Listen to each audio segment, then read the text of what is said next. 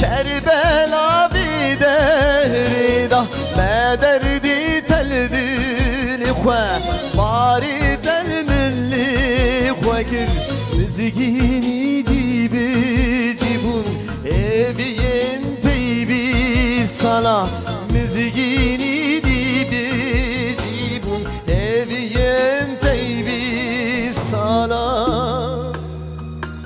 Göhlü denk çavları Bendeye askeri nure bin Liheviya şuru şer xweda Dewerin derabin werin Veka şur Ali Veka askeri Halid Veka adaleta Ömer Veka qeyrina Zeynep Bilindkin bişerefkin Derabin barkin vi bari Giredin rahta Bikşinin xençera cihade Derkevin veka dirar Ebu Dücane bin binara Hamze bin bibin Khudi Halid bin bibin Halid Hüseyin bin ji Kerbela Ji Saidara bigullev gotin Dewerin xerakin kone zulme Zuvakin çave mazlum Büküjün küfrü zulme Bese qeyrin nalin Liser mergu kaniyeme Dewerin İslami cemaat bikine xençer Kur'an-ı bilindkin bibine aladin Ey heviyamini bisari Hestire çave diya Huyna dile birindare susa Namusa gayret keşa Binave hazara fize susa Tekbira şehit Dersa şehadet Heviya kefa İslami cemaat susa Bismillahirrahmanirrahim. Muhterem seydalarımız, siyasi parti, sivil toplum kuruluşlarının kıymetli başkanları, yöneticileri, üye ve gönüllüleri, değerli basın mensupları, Mustazaflar Cemiyeti Diyarbakır Şubesi'nin düzenlemiş olduğu Dünya Mazlumlarını Anma ve Anlama etkinliğine hoş geldiniz, sefalar getirdiniz. Allah-u Teala bir ayetinde şöyle buyurmaktadır. Nice peygamberler vardır ki kendileriyle beraber birçok Allah dostları çarpıştılar. Allah yolunda başlarına gelenlerden yılgınlık göstermediler. Zaafa düşmediler, boyun eğmediler. Allah sabredenleri sever. Onların sözleri ancak Rabbimiz bizim günahlarımızı bağışla ve işlerimizdeki taşkınlıklarımızı gider ve ayaklarımızı sabit tut. Kafirler güruhuna karşı bize yardım et demekten ibaretti. Allah da onlara hem dünya nimetini hem de ahiret sevabının güzelliğini verdi. Allah güzel davrananları sever buyurmuştur. Bu dünya İslam'a göre kurulu değilse sorumlu Müslüman onu değiştirmekle mükelleftir. Bu uğurda görülecek eziyetlere, işkencelere, belalara, musibetlere, zindanlara merhabası olacaktır. İslami yaşantılarını şehadetle taçlandıran İslam'ın aziz liderleri Şeyh Said Efendi, Hanili Salih Bek, İskilipli Atıf Hoca, Hasan el-Benna, Seyit Kutup, Abdülkadir Molla, Cevher Dudayev, Şeyh Ahmet Yasin ve daha niceleri. Selam olsun sizlere, selam olsun yolunuzu sürdürenlere. Sizleri unutmadık, unutmayacağız ve de unutturmayacağız inşallah. Kıymetli misafirler, programımızı kelamların en güzeli olan Yüce Mevlamızın, Rabbimizin kelamıyla başlayacak inşallah. Şimdi Kur'an-ı Kerim'i okumaları için Muhammed Hoca'yı buraya davet ediyoruz inşallah. Euzubillahimineşşeytanirracim.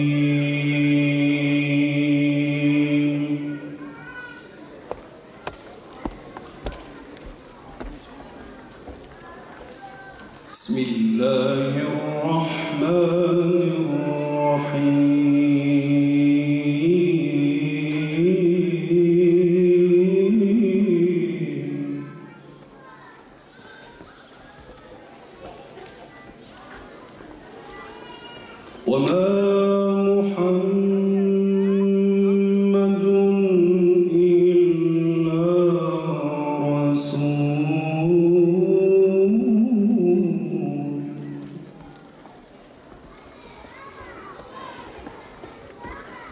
قد خلت من قبله الرسل والله يحب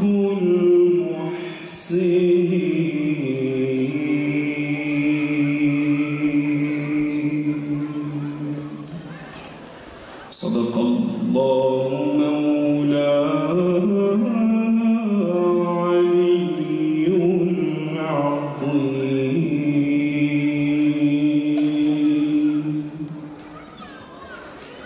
سبحان ربك رب العزة عما يصفون وسلام على المرسلين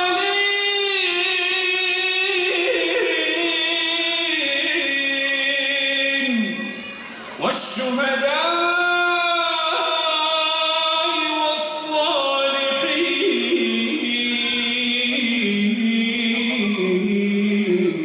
والصالحين وأموات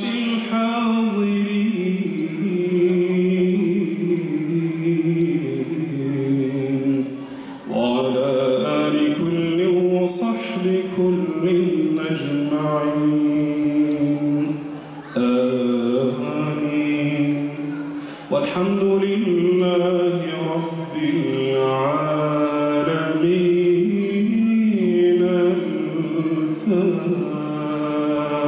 الفاتحة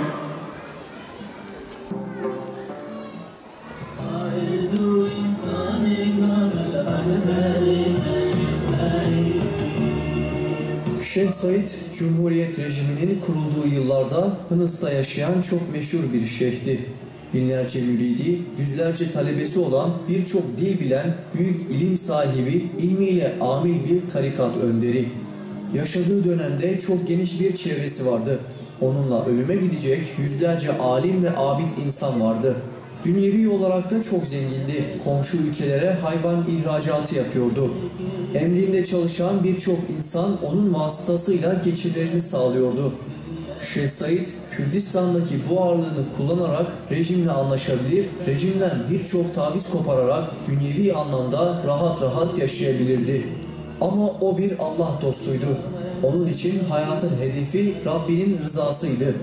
Kendisini mutlu edip huzura kavuşturacak tek şey dinine, davasına hizmet, mazlum halkının İslami ve insani kurtuluşuydu.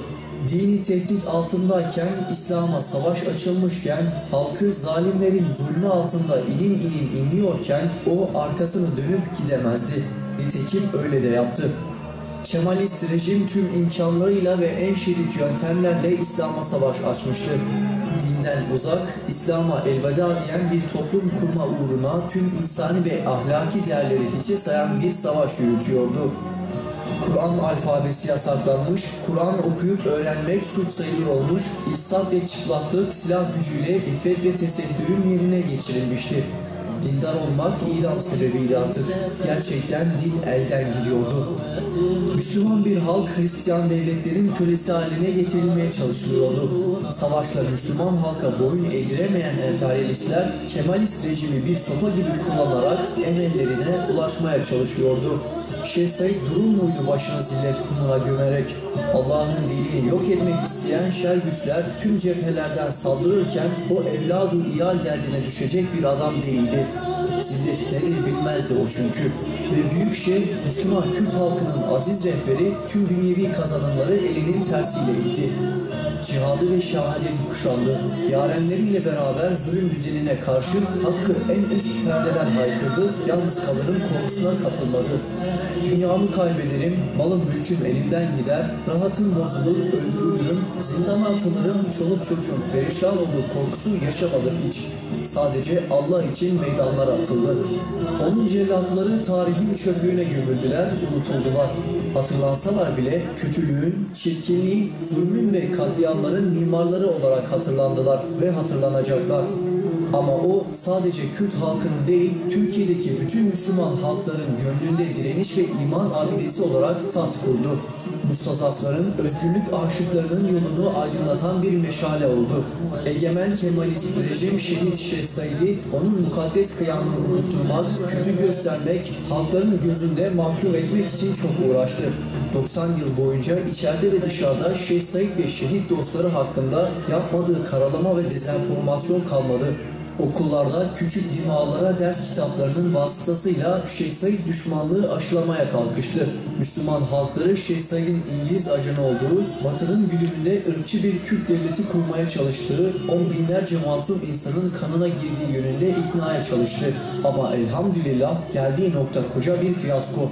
Müslüman halkların gönlündeki Şeyh Said sevgisi, hayranlığı her geçen gün daha da arttı.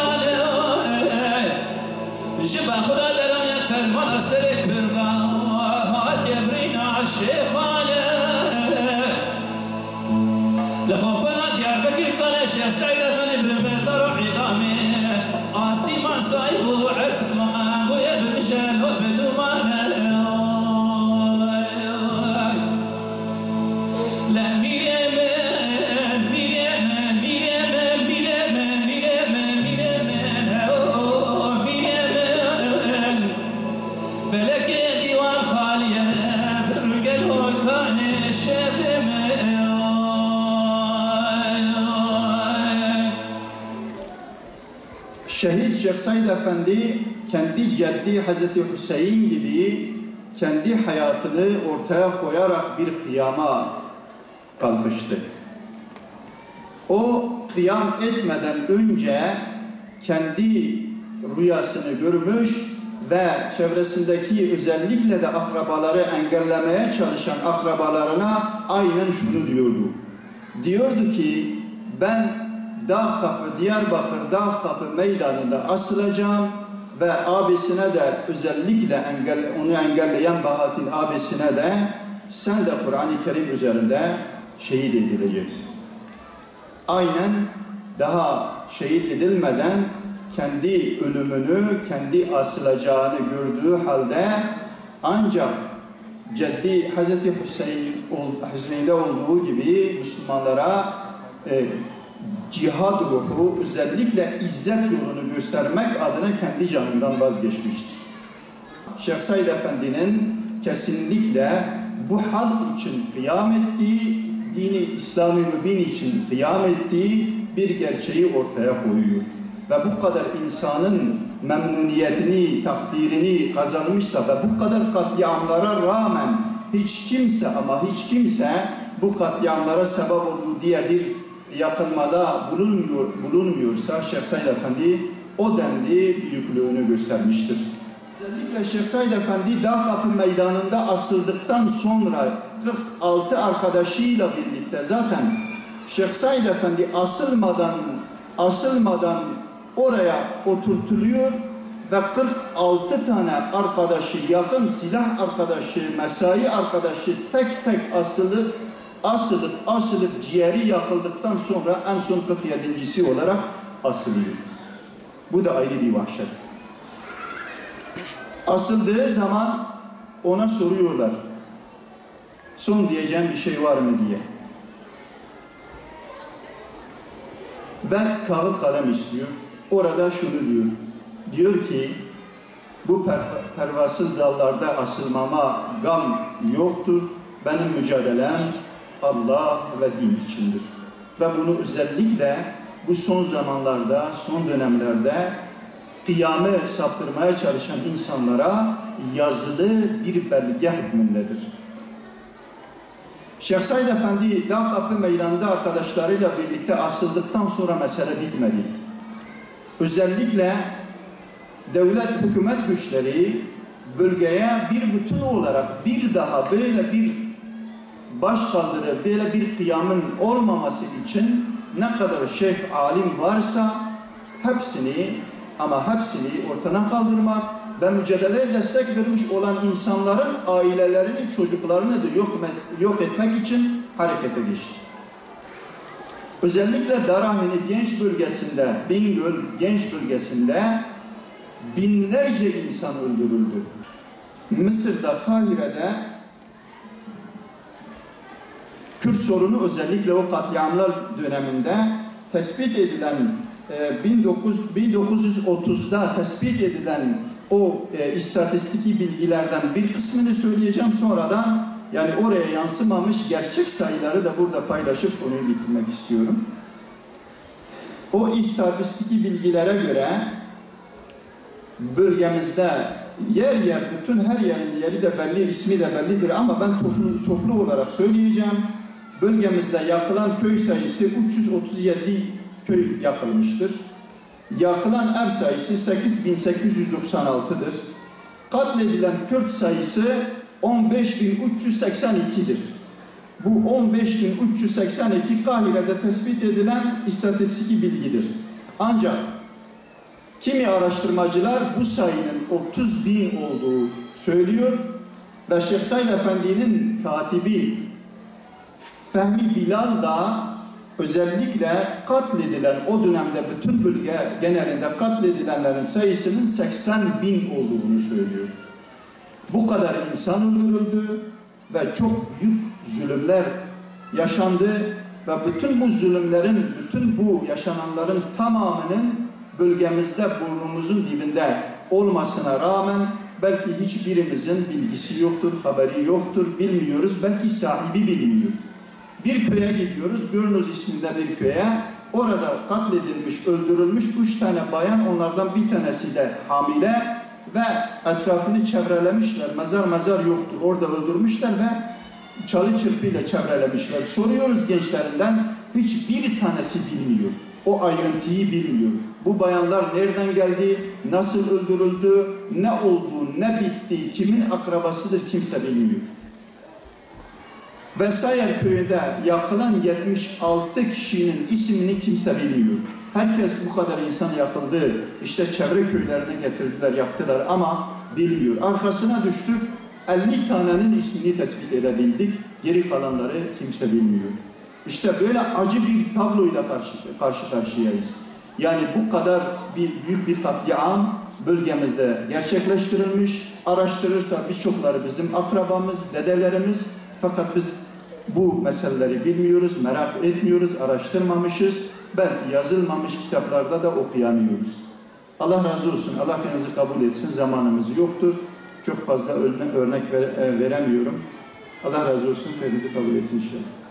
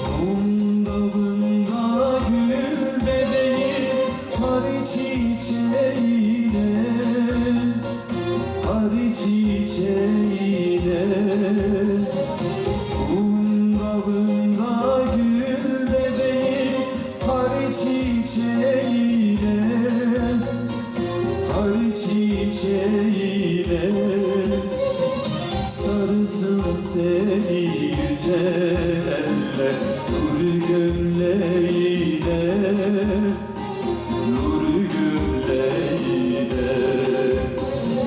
sarsın seni yüce eller, nur gömleğiyle, nur gömleğiyle. Adınla büyür bebeğim, adın şehadet, adın şehadet.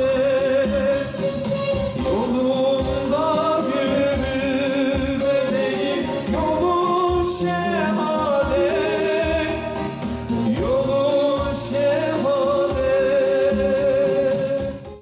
تمام حمد و پسندان وصف قنجیه جی خدای تعالی ربا او خدای گو آیت قرآن هشکره شان سر رسول خواه جبو گو دنابینا انسانا دب حقی و عدالت حکم بگه و جبوی بندست و بکسا جکولتیا خدینا ناس و زور دستا آزاد و روزگار بگه سلام و سلام لسر مزن ما سروک و رزان ما حضرت محمد مصطفى علیه السلام و لسر اهل مالاوی پاک و پاکش و لسر اصحابی مرد و مرخاص و لسر تمام عالم شیخ زانا و مجاهد اسلام با میوانن بقیمت خوشبو براین هجا اف سالوگرا شهادتا شیخ سعید و 46 حوالی نودو دو یمین لجیگو شیخ لحاتو شهید کرن لحاتو شنقاندن لباجار دیاربکر ام جارکی ده لسر ناوه و همیان شیخ خواه و حوالی بخیر دبیرا خدتینن ام یکو وان شهید کرن و بون سبب شهادت وان جی باجار دیاربکر ام وان تلعین دکن لعنت الوان دینن میوان بقیمت بیگمان دی تاریخا انسانیت دی گلک شیخ عالم سیدا و روشنبیر درکتنه هنگا دماغ رونی کرنه هنگا خلقاک جی تاریخ رونی کرنه و هنگا جی دی درجیا تاریخ تف رونی کرنه براستی جی ev kesayete go tarih roni kirine nava halkı khod derketine hatta bu küfru şirku cehalet mücadele kirine halkı zamanı kha ujiye tehare bunu fanos peşavan roni kirine mücadele avan her dem jibo halkı mazlum mahrum bindestu belangaz brastici وکی شوق پیشاوان رونی کریه برخدان و قیاما وان مرد و مرخاصا هر دم هیوی دایی گله ستو خارو بندست بتحقیق درکتنا وان کسایتا وکی درکتنا داوینا درکتنا وان کسایت قدر بلند وکی مومینا موم چاوا خود حلینه در دورا فرونی دیگه ev kesayetin kadir bilindi godemna nabevan Said'in Hüseyin'in Seyyid Kutub'un Mevdudi'ni Muhammed İkbal'ın ev kesayetin kadir bilin khahlandını bes mirasa gol bey khashtını jiboy mücadele zalim ve olar peşya gele mazlum roni giriye ev kesayetin heja varis u emindar peygamber anı doza İslam edanı sermileha bi merhasi bi zalim u be ole zamanı harşar geline qiyam u berxodan avan her dem hevi dahi gele mazlumu bindes her yek jivan aliman ala tevhid evgirdini biştiha ev nobet teslimi akide lipeyha kirne her çıkas velat u zamanı wan cuda beji armanç u ayawan tavaya ki ev alim u zanayın ümmeti ji atmosfera me ya manevi re vek dava buhari her dem barani rahmeti ye buhari barandın ebser ümmeti de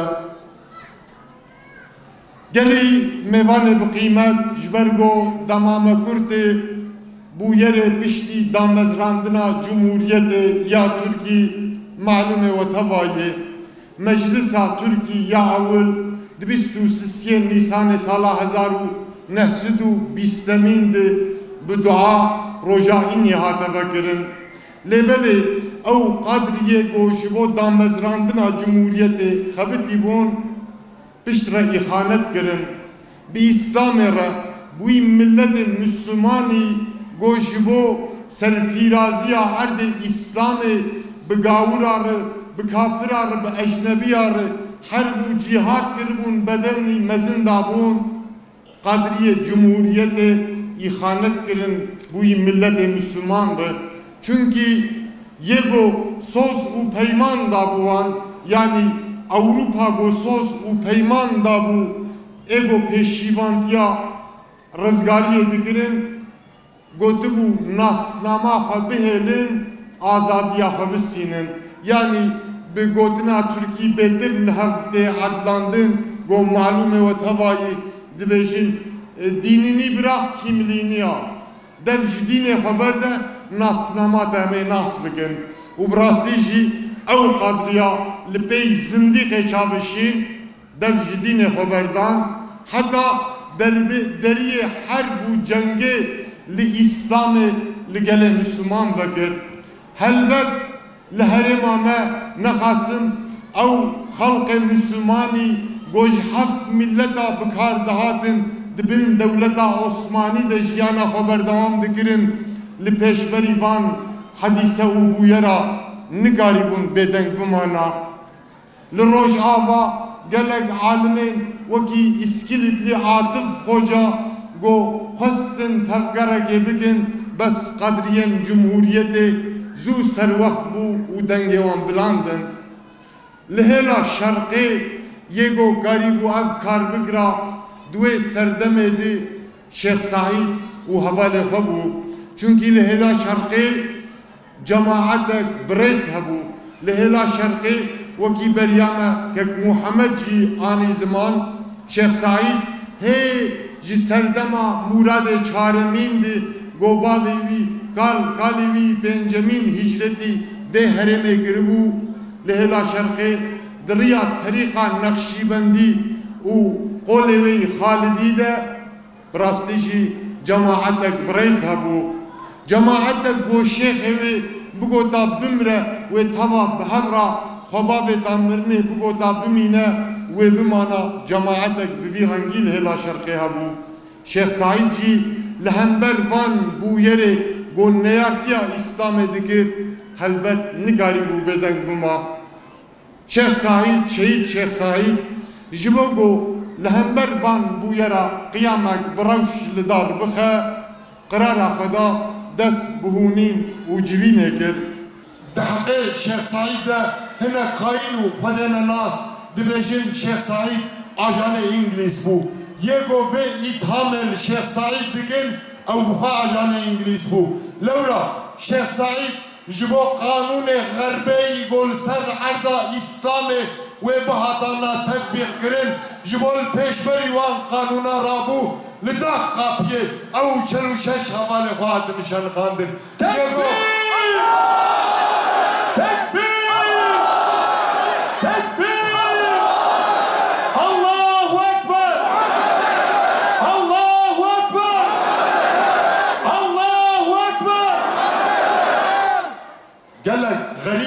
gelek garibe de harbada esir nayin şanıkandın hukuk nasime lverini de harbada yed harbede esir begirdin nayin şanıkandın muamele esir ay berbekinin leveli ji Müslümanlara ev rezu kaidetine ya Libya ev kaide İtalyan adaniye. Libya çağa Ömer Muhtar girdin. Efendiye wan çağa Ömer Muhtar şanı kandın. Gulam vani vereji çağa Şeyh Havali girdin. Bu kanun Libya Şeyh Havali şanı kandın. Şeyh Said jibovan kanun İngiliz'i bu karış ye İtalya ve Fransa'la ke Rabu berfadan kir. Ya gariptir çağa Cumhuriyet hatta mezrandın li herema yani herema merdin ji Antabi ji Anadolu hatta treni daha hatta Diyarbakır Fransa çun uhatına askeri Türkiye duve hatit qadaha kir memnuh kir bu asker de hatta treni nikar harwari lebele çağa qiyama Şeyh Said li herema Kürdistan dest bekir Fransa gazi Türkiye kir gotikara ve hatta istimal bike 200,000 asker de hatta treni anin Diyarbakır 200,000 asker 85 teyare xilati devleta Kemalist kirin pilot evan teyara şuhenek dilogvan dibejin pilot evan teyaracı Fransavi bun İngiliz bun İtalyan bun İroji derketini dibejin Şeyh Said ajanı İngiliz bu Qiyama Şeyh Said henek istismar dikin duhazın qiyamavi bugün qiyama kavmi nehe de hatırat eviydi di ifadevi mahkeme dhanı di ifadevi mahkeme dhanı demek qiyamamın jibo i'lai kelimetullah jibo bilind kirna dine Xudayı Marksist değil o gom Kurdi diştağılın rexistini go zmani Kurdi istismar dikin o zmani Kurdi jiber go tüserimiyan desevan tüne duhazın dava Şeyh Saidci istismar bikin vallahi Şeyh Said'i o sahaba ve bu erki harbi krageli kafra Tekbir! Tekbir! Tekbir! Je boy zalimi khuyfar bişi cehennem! Je boy zalimi khuyfar bişi cehennem! Je boy zalimi khuyfar bişi cehennem! Je boy zalimi khuyfar bişi cehennem!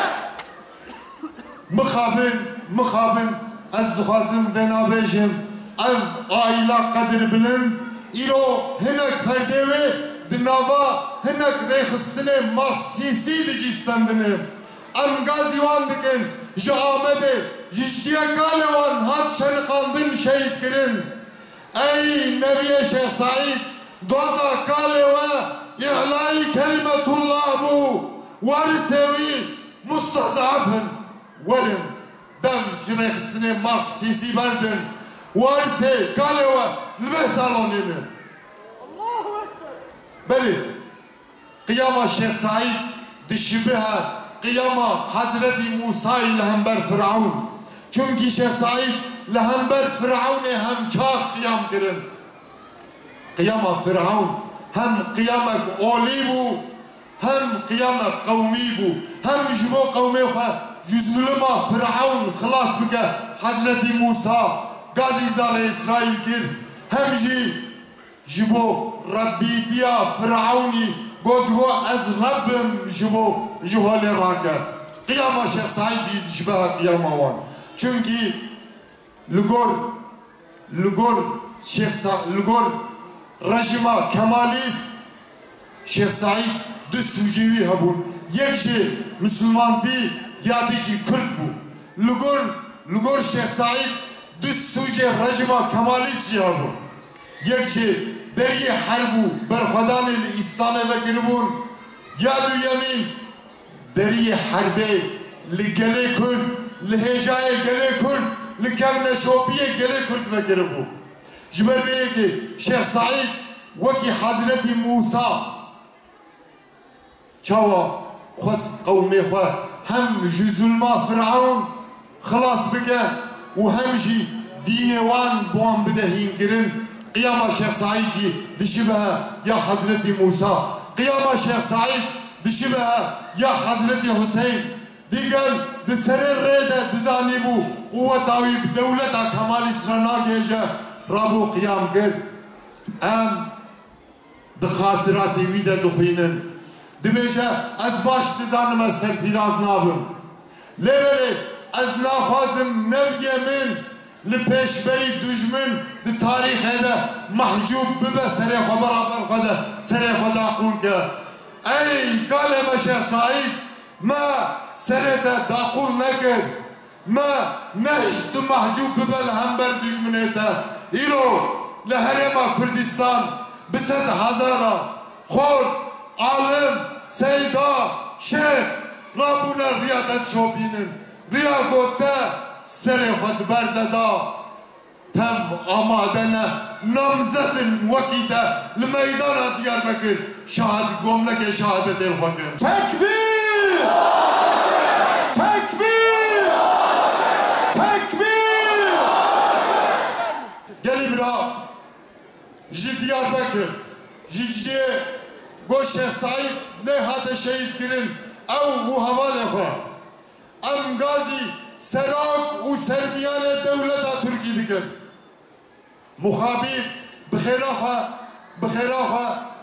و بانگدان آمه نوت بکن برات ایک هفت تاریخه برات دنگ هر سراغ و سرمیان دولته امگازی وادی کن جدی عربه کر جیگو شیخه ما شهید کر اگر هون دخوازن پرسگیره که گل کرد صافی ببه چاره سر ببه بشيخ سعيد را الهم ورد هون حتى بشيخ سعيد را لهم نين كرد بور لهم نايل تكبير تكبير تكبير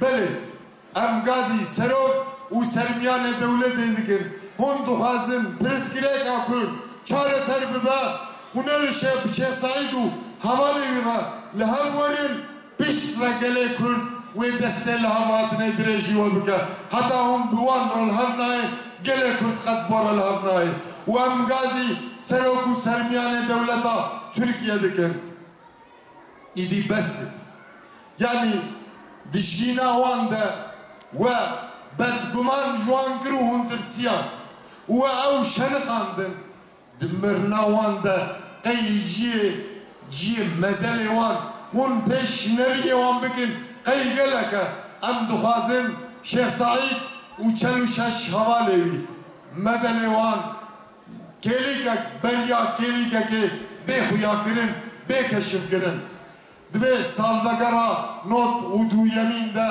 یا شهید شیخ سعید و حوالوی جی باجار آمده جارکی ده لسر ناوه و همیان ام شیخ سعید و حوالوی بخیر دبیرا خودت دینن یگو او برن شنقاندنه اموان تلعین دکن امانتی خدا بند خوشید ببینن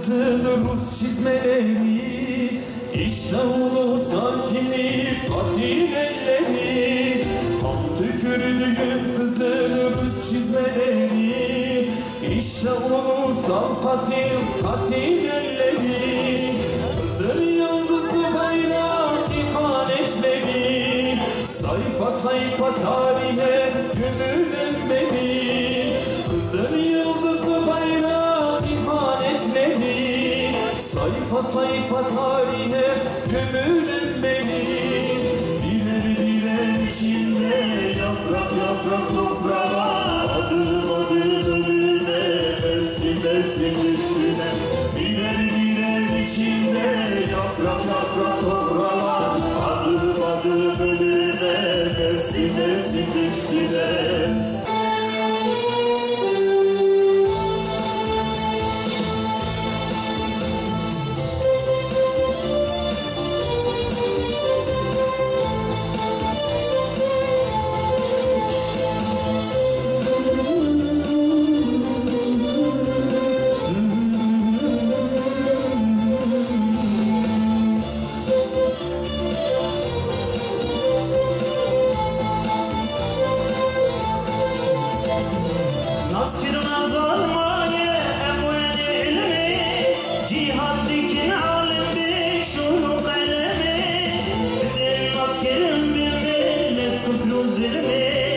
جبريني مرابين وكمل همي بدل نصير بالملة كفر وظلمي جبريني مرابين وكمل همي.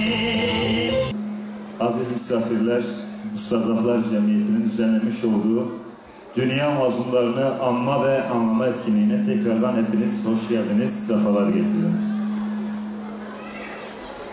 Bismillahirrahmanirrahim. Allah yolunda öldürülenleri sakın ölüler sanmayın. Bilakis onlar diridirler, Rableri katında rızıklanmaktadırlar. Gevşemeyin, üzülmeyin. Eğer gerçekten iman etmişseniz en üstün olan sizlersiniz. Sadakallahul azim. İnsanlık tarihi toplum vicdanını derinden yaralayan ızdırap verici katliamlardan birine 92 yıl önce 29 Haziran 1925'te yeniden şahit olmuştu. Ümmet coğrafyasının parçalanmasından sonra farklı bölgelerinde yönetimi ele geçiren zalim ve zorbaların ifsadına engel olmak için Müslümanlara rehberlik edip kıyam eden birçok alim gibi Şeyh Said ve 46 yareni de mazlumca şehit edildiler. 29 Haziran 1925'te Kemalist CHP zihniyetinin İslam'ın şiarlarına, mukaddesatına, temel değerlerine yönelik başlattığı tasfiye sürecine ve Türk ulus devleti oluşturmak için diğer kavimlere karşı başlatılan inkar ve asimilasyon politikalarına rıza göstermedikleri için 47 seçkin mümin mücahit kurulan dar ağaçlarında idam edildiler.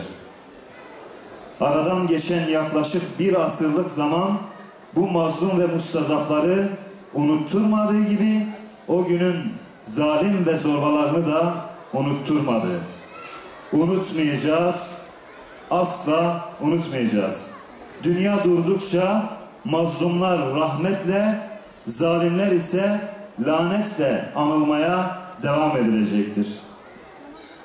Zulme karşı duruşta büyük mücadele örnekliği sergileyen Şeyh Said Hazretleri İslam gençliği için bir numune-i imtisal oldu. Bugünkü ve sonraki nesiller için Hakk'a giden yolda işaretler bırakan bu öncü şahsiyet yüce bir davayı bizlere miras bıraktı. Çağdaş cahili fikir akımların mücadelesi verirken şehit edilen başta Şeyh Said Hazretleri olmak üzere tüm önderlerimizi rahmetle yad ediyoruz. 92 yıl önce yüreklere bırakılan kor ateş hala sönmemiş, acısı dinmemiştir. Zulmü meşrulaştırmanın aracı olan ve rejimin tetikçilerinden teşekkül ettirilen İstiklal mahkemelerinin aldığı keyfi ve hukuksuz kararla Şeyh Said ve 46 dava arkadaşı idam sehpasına götürüldü. Ardından bu kıyam bahanesiyle Kemalist rejimin başlattığı hayasızca akında Kürdistan'da büyük kıyımlar ve katliamlar yaşandı. Kadın ve çocuklar dahil on binlerce insan yerlerinden, yurtlarından sürüldü. Kimileri uzun ve eziyetli yolun çilesine dayanamayarak hayatını kaybetti.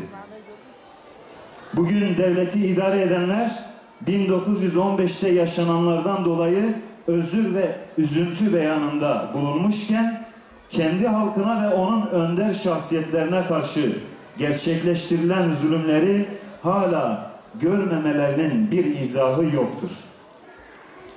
Bu durum Kemalist ideolojinin 92 yıl önceki tavır ve tutumunu devam ettirdiği ve zihniyetinin değişmediğini bizlere göstermektedir.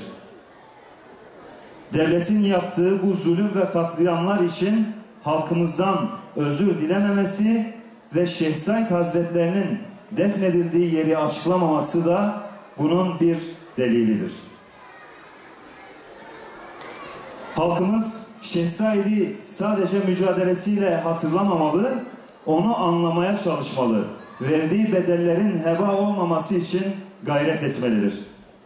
O Allah ve dini için kıyam etmiştir. O ne bir etnisiteye ne de bir coğrafyaya hapsedilmeyecek kadar büyük bir karaktere ve yüce bir davaya sahiptir. Onun davası ve uğrunda verdiği mücadele ondan önceki ve sonraki rehber şahsiyetler gibi cihan şumuldür. Onun hayatı hak ve batıl mücadelesinden bir kesittir. Şeyh Said'i değerlendirirken bu gerçekler üzerinden değerlendirmek onu gerçek manada anlamamıza katkı sağlayacaktır. Nakıs bir açıdan bu mücadeleyi yorumlamak onu nesillere hakikatten uzak aktarmak olacaktır. Bu münasebetle İslam tarihinde mümtaz bir yere sahip olan Şehit Şeyh Said Hazretleri ve 46 yareninin şehadetlerini tebrik edip onları rahmetle yad ediyor ve insanlık namına şu talepleri yineliyoruz. Bugüne kadar ülkede yaşanan sorun ve sıkıntıların yegane sebebi ulus devlet anlayışıdır. Toplumsal barışın sağlanması için halkımıza büyük acılar yaşatan ulus devlet dayatmasından ve bunun sonucu olan red, inkar ve asimilasyon politikalarından vazgeçilmelidir. Türkiye'de Türklerden başka halkların da var olduğu kabul edilmeli, hak ve adalet ölçüsünde temsilin ve kardeşliğin esas alındığı bir devlet yapısı oluşturulmalıdır. İnsanın doğuşuyla gelen temel haklar evrenseldir ve pazarlık konusu yapılamaz. Bir insanın ana dilini kullanması da doğuştan kazandığı bir haktır ve bu hakkın engellenmesi zulümdür. İslam'ın tüm halklara tanıdığı İslami ve insani hakların aynısı Kürt halkı başta olmak üzere diğer halklara da tanınmalıdır.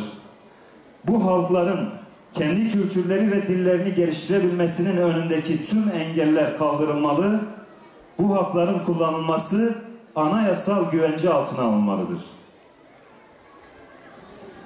Devlet geçmişiyle yüzleşmeli ve Cumhuriyet'in kuruluşundan bugüne kadar halka reva gördüğü zulümlerden dolayı yaşattığı mağduriyetleri gidermeli, mağdurların ailelerinden ve halkımızdan özür dilemelidir. Cumhuriyet'in kuruluş yıllarında yapılan katliamlarla ilgili maddi gerçekler tüm yönleriyle ortaya çıkarılmalıdır. Bu amaçla İstiklal Mahkemeleri tutanakları, TBMM arşivi ve Genelkurmay arşivi bir an önce açılmalıdır. Müslüman Kürt halkı nezdinde saygınlığı olan Şeyh Said ve arkadaşlarının hain ve isyancı olarak tanıtılmasından vazgeçilmeli, saygınlıkları korunmalıdır. Rejimin o dönemki zulümlerini meşrulaştırmak için oluşturduğu olumsuz algı düzeltilmelidir. Bu bağlamda Milli Eğitim Müfredatındaki ders kitaplarında Şeyh Said kıyamı hakkındaki yalan, iftira ve mesnetsiz iddialardan vazgeçilmelidir. Son olarak Şeyh Said ve arkadaşları ile Bediüzzaman Said Nursi ve Seyyid Rıza başta olmak üzere kabirleri halktan gizlenenlerin kabirlerinin nerede olduğu açıklanmalıdır. Tüm kamuoyuna ve yetkili mercilere. Mustazaflar Cemiyeti Genel Merkezi. Dinlediğiniz için hepinize çok teşekkür ediyorum. Allah razı olsun.